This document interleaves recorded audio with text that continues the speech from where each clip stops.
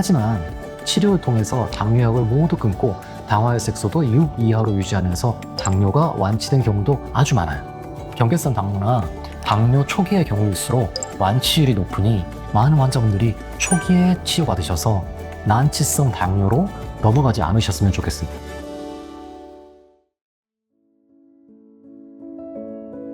안녕하세요. 닥터 에노 박원입니다. 에노는 산화질소입니다. 산화질소는 1998년도에 노벨상을 받은 분자로 의학계에서는 아주 널리 알려진 분자입니다. 산화질소의 효능은 20년간 10만 편 이상의 논문이 나오면서 낱낱이 밝혀졌고 우리 전신 모든 면역 시스템에서 없어서는 안 될 인체의 핵심 성분입니다.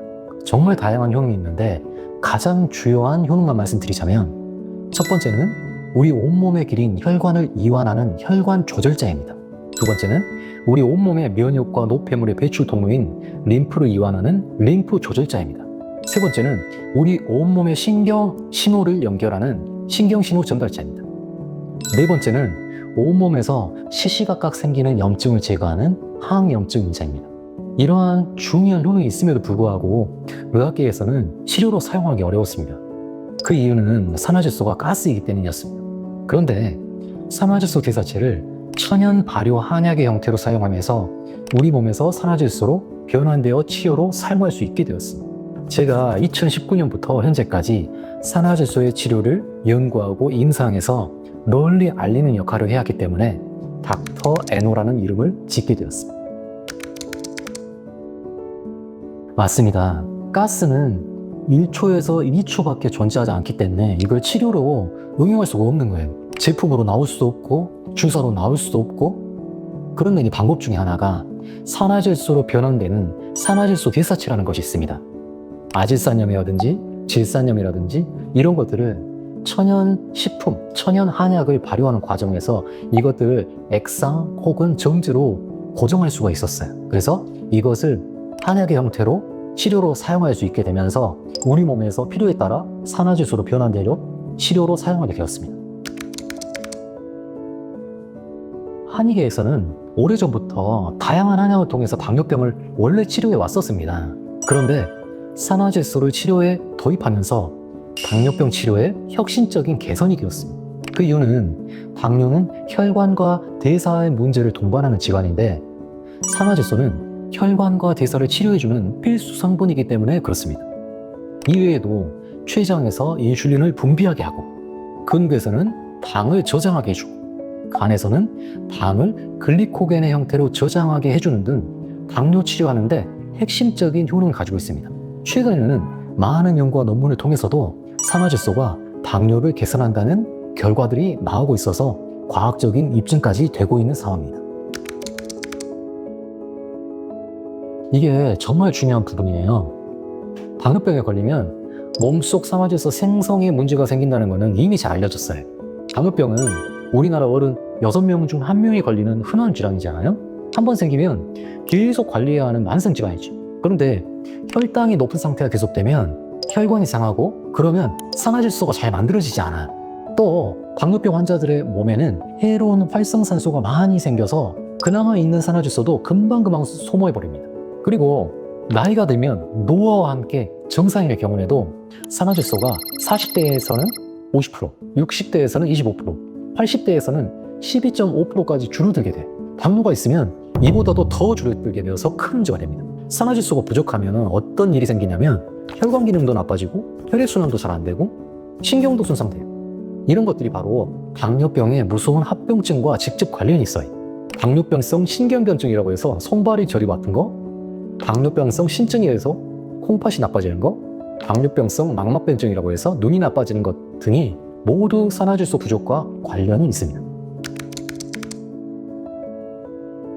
네, 맞습니다. 한의학의 고서들을 보면 본초강목이라든지 신론모초경이라든지 이런 데 초석이라는 약재가 나와요. 근데 초석이라는 약재가 과학적으로 분석을 해보면 이 내부에 질산칼륨이라는 물질이 있습니다. 초석이라는 약재에 열을 가하면 질산칼륨에서 칼륨이 분리가 되면서 결과적으로 그 산화질소가 치료에 쓰였던 거예요.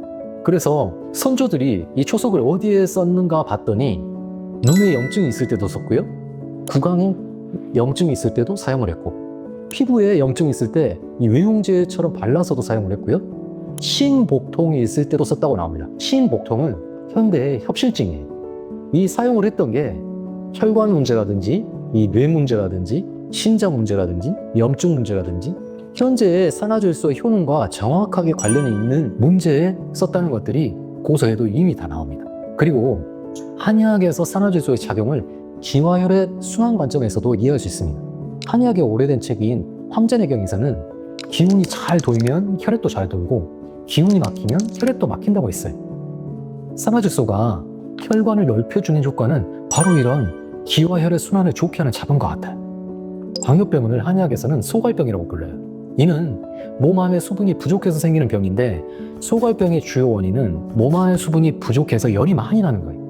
이 열은 혈관을 상하게 하고 혈액순환을 방해하게 하는데 산화질소 대사체는 혈관을 보호하는 효과와 이런 열로 인해 생긴 혈관 손상을 막는 역할을 할 수 있어요.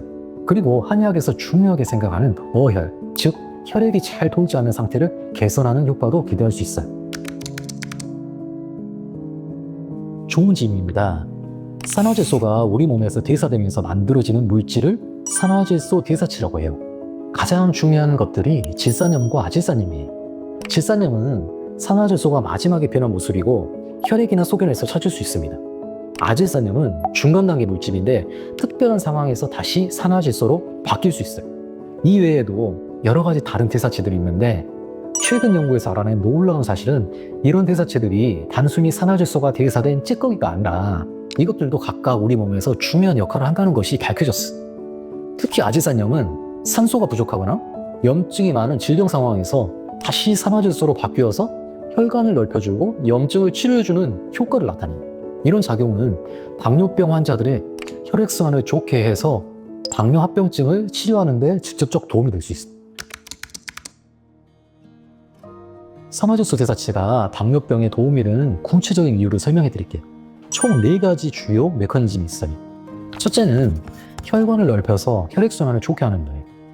당뇨병 환자들은 높은 혈당과 끈적끈적해진 혈액 때문에 혈관이 상해서 혈관이 좁아지기 쉬워.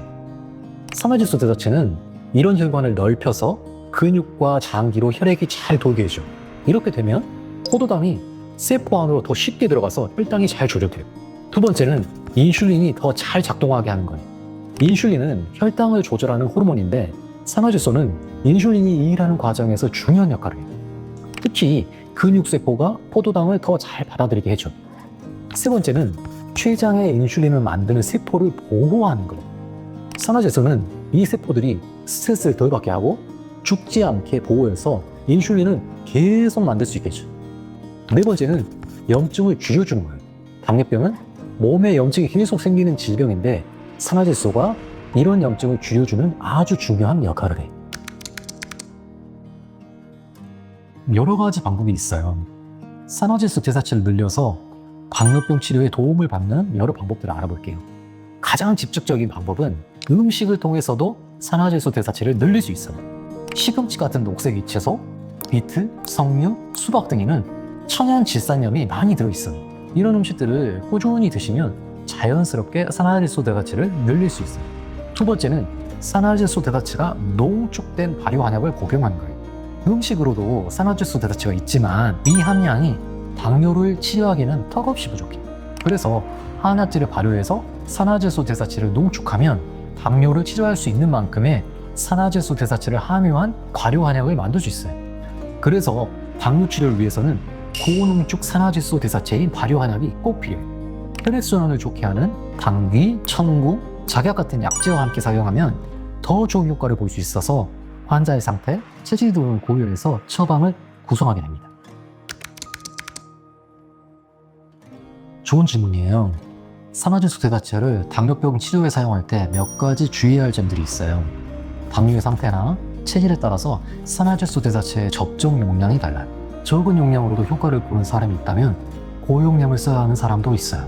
저용량을 사용해야 하는 사람에게 고용량을 사용하면 두통, 어지럼증, 심장 두근거림, 탄력감 등의 부작용이 있을 수 있어요. 그래서 전문가 원장님들의 지도하에 적정 용량을 복용하는 것이 중요합니다. 이런 부작용이 있더라도 너무 걱정할 필요는 없어요. 우리 몸에는 산화질소 대사체의 농도가 높으면 빠르게 질산염의 형태로 배출시키는 기전이 있어요. 그래서 혹시 고용량을 복용하더라도 30분 정도 쉬어주면 산화질소 대사체의 농도가 줄어들면서 편안해지게 되니 너무 걱정 마시고 전문가 원장님들에게 지도를 받으시면 돼요. 이 부분이 정말 중요해요. 산화질소 대사체는 혈관을 넓혀주고 인슐린이 더 잘 작동하게 하고 췌장을 보호하고 염증을 줄여주는 등 여러 가지 방법으로 당뇨병 치료에 도움을 줄 수 있어요. 물론 환자의 상태나 체질에 따라서 치료 기간이 3개월에서 6개월 이내인 경우도 있고 6개월에서 1년 이상인 경우도 있어요.